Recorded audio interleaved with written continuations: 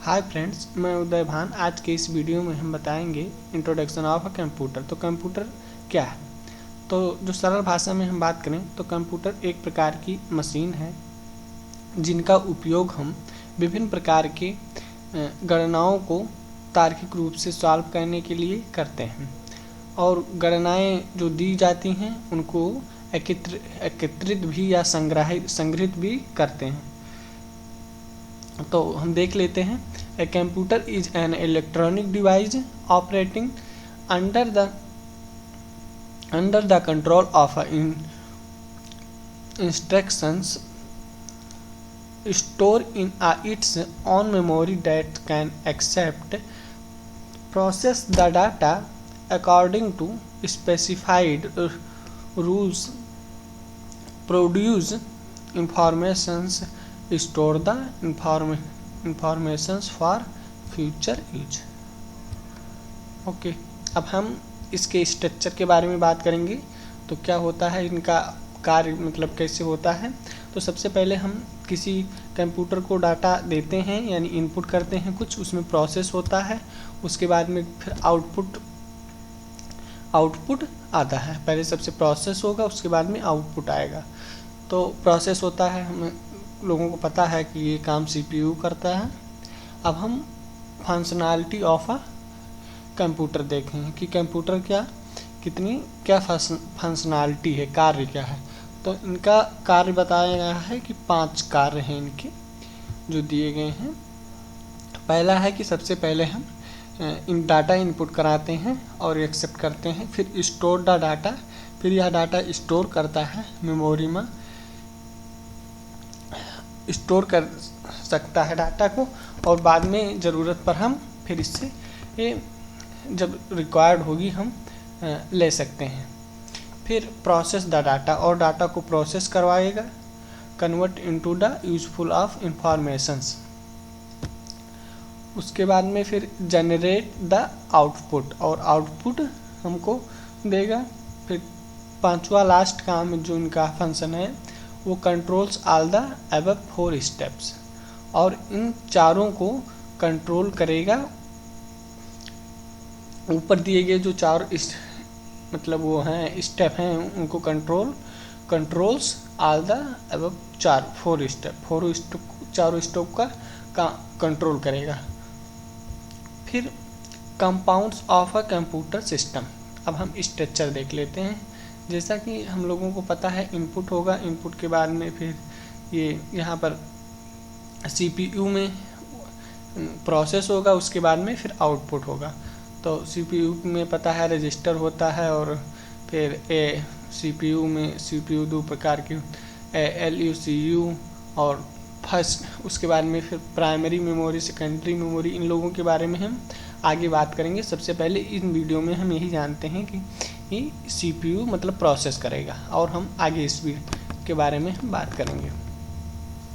फिर any find of computer consist of hardware and software, और hardware और software को,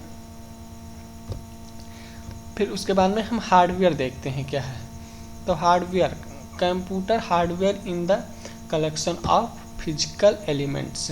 जो कंप्यूटर हार्डवेयर हैं ये फिजिकल एलिमेंट हैं जो कंप्यूट करते हैं कंप्यूटर सिस्टम। उसके बाद में हम देख लेते हैं computer hardware refer to the physical part of a components of a computer का फिजिकल पार्ट है, सच एज द मॉनिटर, जैसे कि मॉनिटर देखें, माउस देखें, कीबोर्ड, और computer data store, hard drive, disk and system unit and graphic cards, sound cards, motherboards and chips, so on. ये सब हैं हमारे हार्डवेयर। फिर हम आगे बात करते हैं all of which are a physical object that can be touch. या हम उन चीज़ों को मतलब इसमें बताया गया है कि हार्डवेयर हम उन चीज़ों को कहते हैं जिन्हें हम फिजिकली टच कर सकते हैं, जिन वस्तुओं को हम फिजिकली टच कर सकते हैं उन्हें क्या कहते हैं, हार्डवेयर कहते हैं। उसके बाद में फिर इनपुट डिवाइस है। इनपुट डिवाइस के बारे में जैसा कि आप लोग जानते हैं, इनपुट डिवाइस हो गया, कीबोर्ड, ये सब हमारे इनपुट डिवाइस हैं। माउस हो गए और माइक्रोफोन, टच फ़ोन हो गए, स्पीकर हो गए, ये सब हमारे क्या हैं, इनपुट डिवाइस हैं। वेब कैमरा हो गया, टच पेन हो गया। तो input device is any peripheral input device that